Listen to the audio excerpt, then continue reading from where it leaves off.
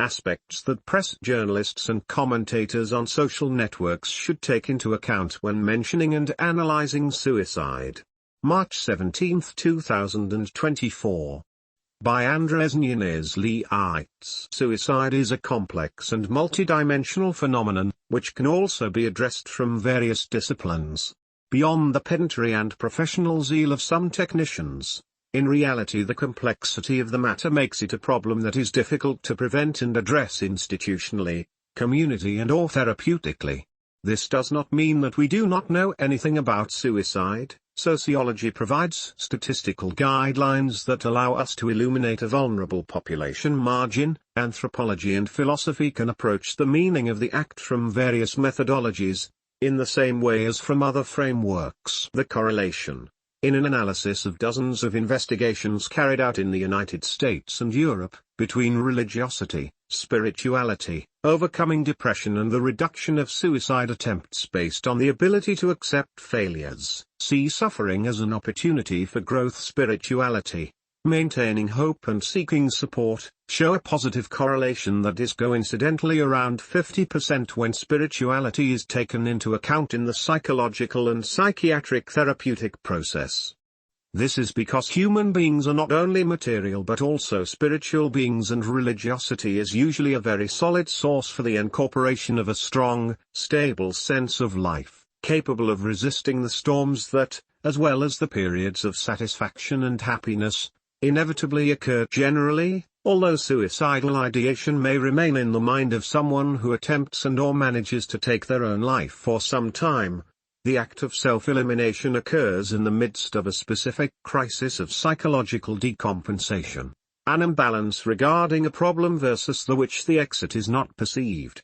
The majority of people who have survived suicide attempts state that they actually wanted to change, and did not know how. Their life situation, instead of stopping living, most of them say they have already felt regret and vital desire even moments after having triggered the material mechanisms to eliminate themselves. We have to help you find exits.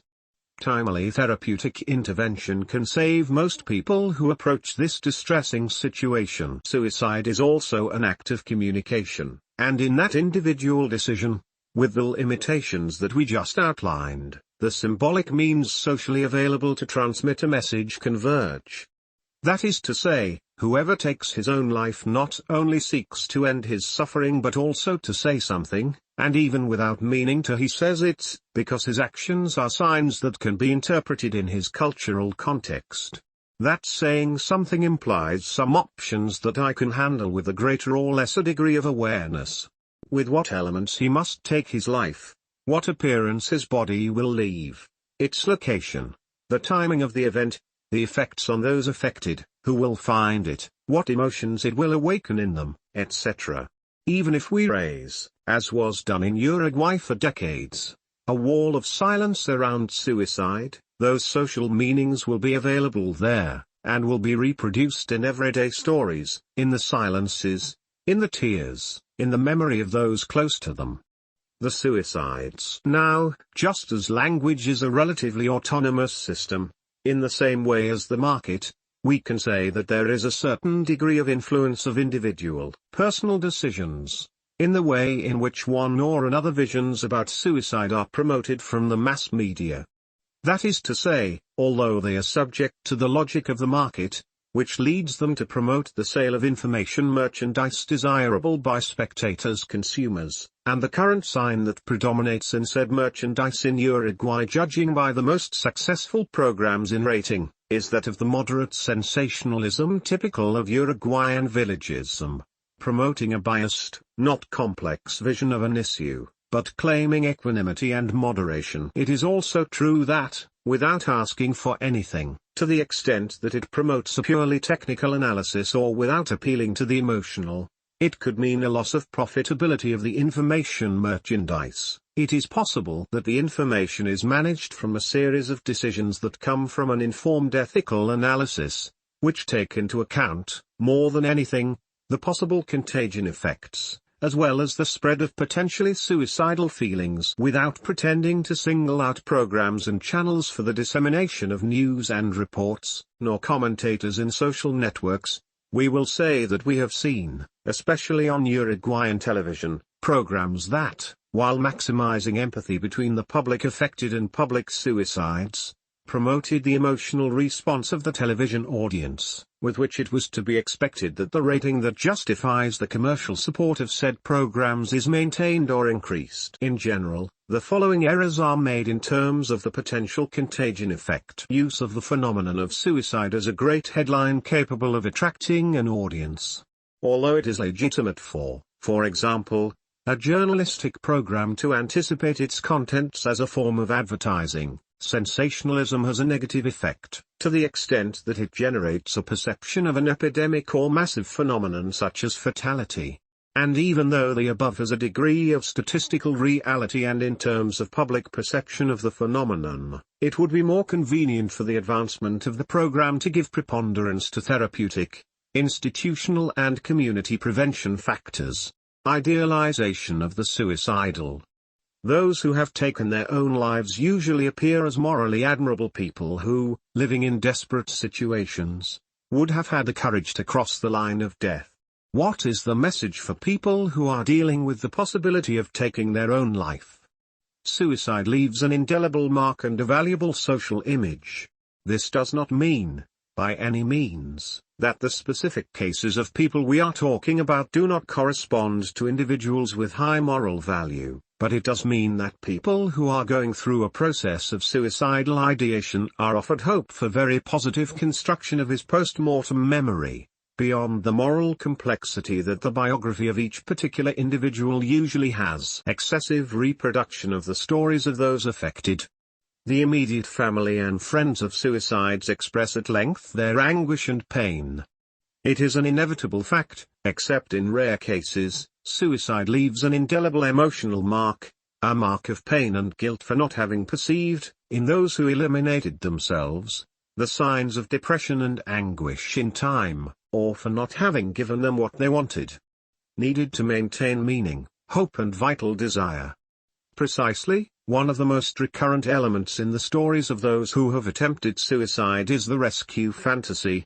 At the last moment the saving hand must arrive. Suddenly becoming aware of the value of life that is fading, will then provide the emotional and or material means so that it can be carried out in a full or at least more acceptable way. Both this fantasy and the desire to leave a memory of pain and guilt possibly speak of the same need for help on the part of someone trying to take their own life. The excessive promotion of the stories of those affected fuels the decision to commit suicide, which instead of being perceived as a non-solution, to the extent that the cessation of life prevents other paths that include overcoming material and psychological problems, it is perceived as an acceptable solution either to receive last-minute help or to leave a positive and painful memory at the same time. It must also be taken into account that those affected have, due to the fact of having experienced the suicide of a loved one, a greater possibility of response than other sectors of the population. A public exhibition of their pain, a remembrance of the story of the loss of the life of a loved one has the potential for emotional and psychological imbalance in general for them. Almost obscene exposure of the methods and places of suicide. For example, close-up shots of the waters of a huge hydroelectric dam capable of engulfing a human being in seconds should appear in an anthology of what should not be done when reporting on this topic. And something like this was seen on a popular television program in Uruguay a few years ago. On the one hand, it implies, for people with depression and or suicidal ideation, the reaffirmation of the convenience or not of using one method or another, in terms of effectiveness, duration of agony, effects on the body, time before the discovery of the lifeless body, etc., and on the other hand it generates or reaffirms the existence of ideal places for suicide, both in terms of material and symbolic effectiveness. TV programs and videos on social networks also tend to have, interspersed with the aforementioned errors, aspects favorable to reducing the number of suicides. Rehearse a psychological interpretation of the problem as something that can be addressed therapeutically. Allude to the widespread hypothesis of depression and acute and momentary crises as a psychological environment for suicide. cite specialists on the subject who provide a therapeutic vision affirming the possibility of successful psychological and psychiatric treatment. Although depression cannot explain all cases of suicide, there is a high correlation between depression and suicide. This, on the one hand, places suicide as a social problem and codifies it more precisely as a public health problem that families, communities, and institutions must address with some response. Fortunately, it has become common to mention where to seek help in case of depression and/or suicidal ideation. This point should be extended much more, ceasing to be a point. The geometric analogy is valid. With more abundant information and with stories of therapeutic success and community containment. Right here lies one of the most important reasons, from the point of view of suicide prevention, to promote its public knowledge and the proactive sensitization of the population and institutions.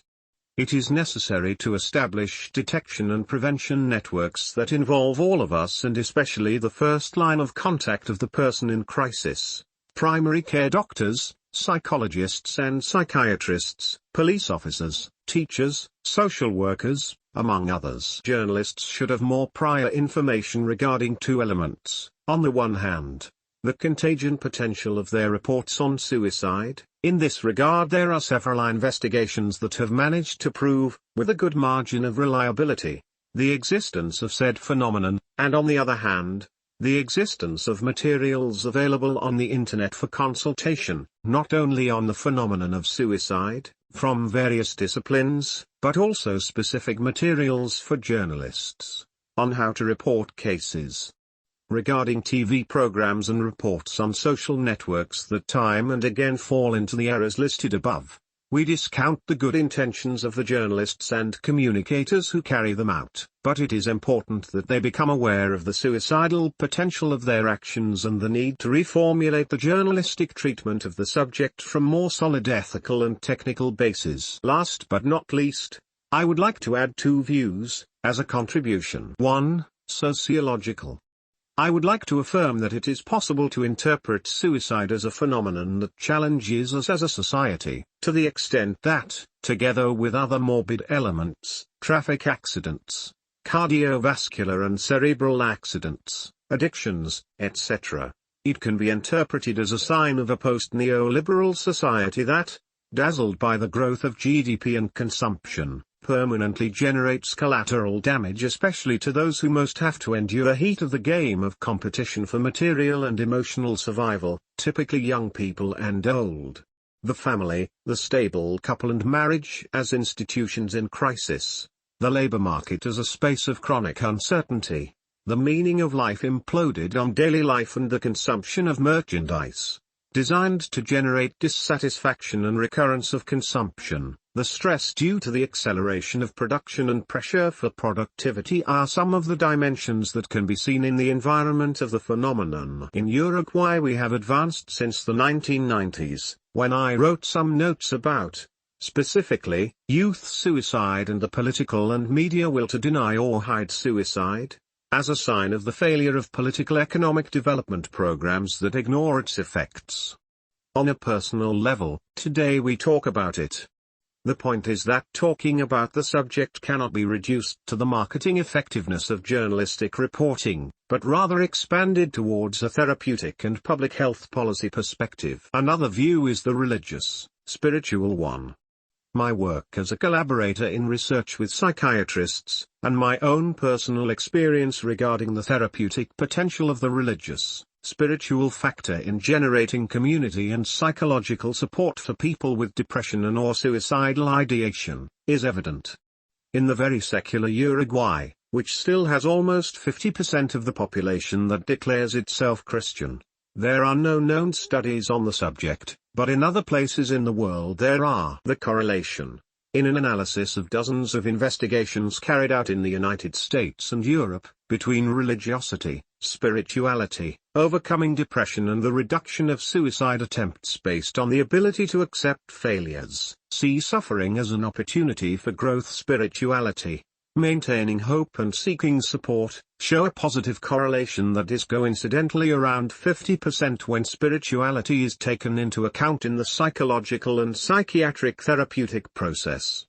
This is because human beings are not only material but also spiritual beings, and religiosity is usually a very solid source for the incorporation of a strong, stable sense of life, capable of resisting the storms that, as well as the periods of satisfaction and happiness, inevitably occur.